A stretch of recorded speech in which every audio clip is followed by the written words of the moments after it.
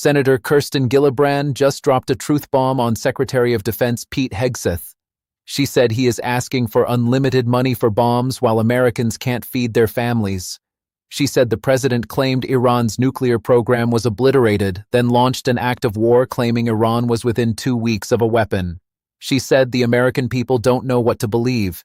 They just know they can't afford health care, food, or housing. So when you say two very different things, the American people don't know who to believe or what to believe. They just know they can't afford their health care, they can't afford their food, they can't afford housing, and our farmers are continuing to suffer. So she asked if Iran's military was destroyed and made combat ineffective. He said they didn't have a navy. She asked if he achieved every objective. He said the main objective was to ensure Iran never gets a nuclear weapon. She said he won't answer whether his statement was truthful. She said he has no strategy. She said the men and women are in harm's way because their leaders have failed them. She yielded. Let's watch. Secretary Hegseth, there's no reason to be rude. You are asking for unlimited money for bombs when people can't feed their families. And I don't know how this administration intends to defend those decisions to the American people. Not unlimited bombs, Senator. I'm asking for the right bombs at the right time to ensure we can deter our adversaries into the future. And that's why this is a generational investment. And it was the previous administration that didn't fund this department. The reason why they are so upset with you and this administration is because the words you have used in the past don't add up. About Iran specifically, you said that we had obliterated, quote unquote, Iran's ability to create nuclear weapons. The president made the same claim. Yet 8 months later, in February of 2026, the president launched an act of war claiming Iran was within 2 weeks of having a weapon. So when you say two very different things, the American people don't know who to believe or what to believe. They just know they can't afford their health care, they can't afford their food, they can't afford housing, and our farmers are continuing to suffer. So, which is true? Was it obliterated or wasn't it?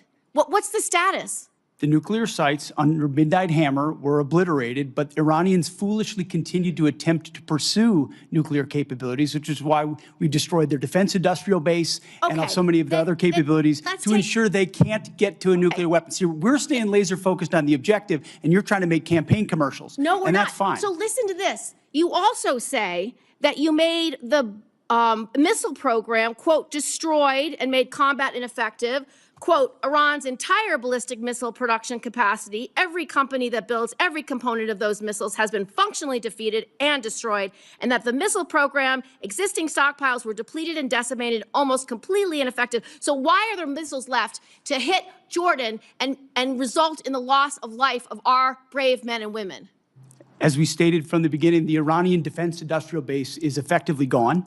But they do have underground facilities because they're the world's leading state sponsor of terrorism, and they've spent 47 years trying to hide their missiles under mountains, just like their nuclear capabilities, because they would like to get a nuclear weapon to wield it against us. Of the war to believe, because it's either over or it's not over. It's within 2 weeks or it's not 2 weeks. We have no missiles or we have missiles, and that consternation is why so many New Yorkers are perplexed, stressed out, and find this war to be incredibly unpopular because they don't understand the choices that the president's making. They don't agree with those choices. I think your characterization of this incredible effort as a failure is reckless. And I think it's irresponsible. And I think it smears the sacrifice of the troops that are out there making on behalf of the American people to ensure that Iran never gets a nuclear weapon. Shame on you and others who call this a quagmire and a failure, and then you want to turn around and say you support the warfighter. Either you do or you don't. Is the nuclear material still there, I can get you a ticket out to CENTCOM and talk to what those Americans are doing, and how committed they are to this effort, and how they want to ensure that Iran never threatens their families with a nuclear weapon. That's the kind of intensity that our warfighters have about making sure that Iran isn't capable of doing that. Secretary Hegseth, if you listen to my comments, you would have heard me say how amazing our warfighters are. I heard failure. The word heard. I heard exactly what you said. I will tell you how I use the word failure, because I use the word failure to their leaders. You, sir, are the failure, not the men and women who are on that front line, not the men and women who hold up their honor with distinction. But if there's a lack of a winning strategy, they're in harm's way. Their leaders have failed them. And that's what's happening. We have political leadership. You don't have a strategy. You don't have a long-term plan to actually win this war. Win the war. The men and women are going to be able to do it, but they need to have leadership. When will you show leadership? We have leadership. When will you show leadership? Why don't you show some leadership and stand up to your fellow Democrats who won't fund the troops, who stand and play partisan politics while you don't give us the money? You want to stand up here and talk about the troops? You won't show any political courage to actually fund our department because you have Trump derangement syndrome and can't actually commit to anything meaningful. So I put this on you, Senator. Secretary Hegseth, you have trillions, you have over $1 trillion. You're asking for $1.5 trillion. It's not a question of money. It's a question of leadership and understanding what it takes to actually win. Political cowardice of Democrats who won't fund the troops. Senator's time has expired. Thank you, Madam Chair, and thank you all for your testimony. And General Kane, let me just begin by expressing on behalf of all Georgians our immense gratitude and admiration for the service members who are making tremendous sacrifices and conducting themselves with extraordinary selflessness and professionalism on behalf of the United States and our state's unified condolences and grief for the families of the 4 killed in action and our hope for a swift recovery for the nearly 100 wounded over the last 2 weeks. And thank you to you for your service to the nation. Mr. Hegseth, you're requesting roughly $68 billion for the department through this supplemental, correct? 67, yes. And yesterday, your department stated publicly, quote, U.S. forces struck Iranian military command centers, maritime capabilities, missile and drone launch sites, and air defense systems to degrade Iran's ability to continue attacking commercial vessels. That was a press release from your department. Is that a broadly accurate characterization of ongoing operations? That sounds broadly accurate, yes. On day 14 of this conflict, Mr. Secretary, day 14, nearly 5 months ago, you stated that Iran's military had been, quote, destroyed and, quote, made combat ineffective. That was on day 14 of the war. Was that an accurate statement? They didn't have a Navy any longer. It was completely sunk. Their missiles were buried underneath a lot of their underground facilities, and their defense industrial base has been almost completely destroyed. So as far as a military assessment of Iran's capabilities, it didn't mean by any stretch of the imagination absolute zero, but their capabilities at the lowest level they've been in a very long time. On day 14 of this conflict, in the second week of the conflict, you stated that Iran's military had been, quote, destroyed and, quote, made combat ineffective. Was that an accurate statement? Yes or no? Iran's ability to challenge the United States of America at the level at which we're capable of. That's not what I asked you, Mr. Secretary. You said on day 14, Iran's military had been, quote, destroyed and, quote, made combat ineffective. Yes or no? Was that an accurate statement? What the American military has done to the question? Iranian military is a historic military Will you defeat, answer the and question they're ineffective under oath? in that context. 3 weeks later, you declared victory. That was now nearly 4 months ago. 3 weeks after you'd already said Iran's military was destroyed and combat ineffective, you said, quote, Operation Epic Fury was a historic and overwhelming victory. You said Iran's military had been rendered, quote, combat ineffective for years to come. And you stated we had, quote, achieved every single objective. Were those accurate statements? It certainly was, on behalf of the men and women in uniform, a historic military victory over Iran. Had Iran's military been rendered, quote, combat ineffective for years to come? That was a statement that you made 4 months ago. They had 160 naval vessels in the Blue Water Navy, and they're gone. Their Air Force is completely combat ineffective, and they don't have a defense industrial base. So describe to me a country that doesn't have an Air Force, a Navy, or a defense industrial base, and I will describe to you a country that does not have an effective military. It can lob missiles. Mr. Secretary, you stated 4 months ago that Iran's military had been rendered, quote, combat ineffective for years to come. Has Iran's military been, for the last 4 months, combat ineffective? It's been set back not just years, but likely decades. You stated we had, quote, build at the level it did before, and not even close. It doesn't mean it doesn't have capabilities. Mr. Secretary, you stated we had, quote, achieved every single objective. Was that an accurate statement 4 months ago? The main objective of this was to ensure that Iran never gets a nuclear weapon. Their main sites were obliterated. We're watching over them, and we're holding them at issue. If they don't give them up at the table, there's other ways we can take them away. Early in the conflict Iran will on never day have a 3, nuclear Mr. weapon. Secretary, early in the conflict, day 3, you said one of those core objectives was to, quote, destroy the missile threat, and as you restated on day 5, to, quote, obliterate Iran's missiles and drones. Those were clearly and repeatedly stated core objectives of the campaign, which 4 months ago you declared had been completed victoriously with every single objective achieved. Were those objectives achieved 4 months ago? No one ever stated that every single missile was gone. Ultimately, combat ineffective means they're not able to dig them out of their UGFs and shoot Had at the us. missile It threat doesn't mean they been don't defeated have 4 underground months facilities ago? where they put missiles in them and hold on to them because they're the world's largest state sponsor of terrorism. So we never expected they would stop having capabilities to shoot. The question is at scale against an opponent like the United States of America, which went toe-to-toe with them and Iran couldn't. You stated on March 8th, day 9 of the war, on 60 Minutes, you assured the American people of Iranian surrender. Does that remain your prediction? Ultimately, Iran will never have a nuclear weapon to threaten the United States of America. That has been the objective, and it remains so.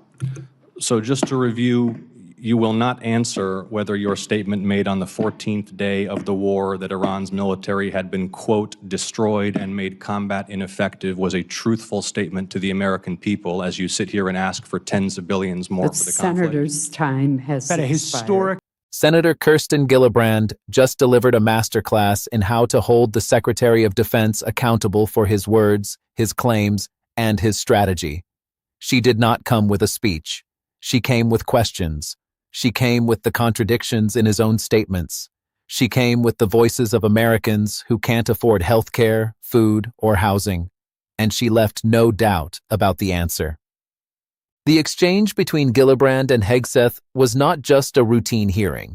It was a confrontation about the fundamental question of whether the administration has a strategy for victory or is simply muddling through. It was about whether the American people can trust their leaders to tell them the truth about a war that is costing billions of dollars and putting American lives at risk. Gillibrand began by laying out the contradiction. She said the president claimed Iran's nuclear program was obliterated. Then he launched an act of war claiming Iran was within 2 weeks of having a weapon. She said the American people don't know what to believe. They just know they can't afford health care, food, or housing. She asked which is true. Hegseth said the nuclear sites under Midnight Hammer were obliterated. He said Iranians continued to pursue nuclear capabilities. He said they are staying laser-focused on the objective. He said she is trying to make campaign commercials. The contradiction is glaring. The administration cannot have it both ways. It cannot say Iran's nuclear program was obliterated and then say Iran was within 2 weeks of a weapon. It cannot say the war was won and then ask for more money to continue fighting. The American people are confused because the administration is sending mixed messages. Gillibrand then turned to the missile program. She quoted Hegseth saying the missile program was destroyed and made combat ineffective. She quoted him saying every company that builds missiles has been functionally defeated and destroyed. She quoted him saying stockpiles were depleted and decimated. She asked why there are missiles left to hit Jordan. Hegseth said the defense industrial base is effectively gone. He said Iran has underground facilities. He said they have spent 47 years hiding missiles under mountains. He said they would like to get a nuclear weapon. The contradiction is clear. Hegseth said the missile program was destroyed, but missiles are still being fired. Hegseth said the program was combat ineffective, but the missiles are still killing people. Hegseth said the stockpiles were depleted, but the missiles are still being launched. The administration's claims do not match the reality on the ground. Gillibrand then said the war is either over or it's not over. She said it's within 2 weeks or it's not 2 weeks. She said we have no missiles or we have missiles. She said that consternation is why New Yorkers are perplexed, stressed out, and find the war incredibly unpopular.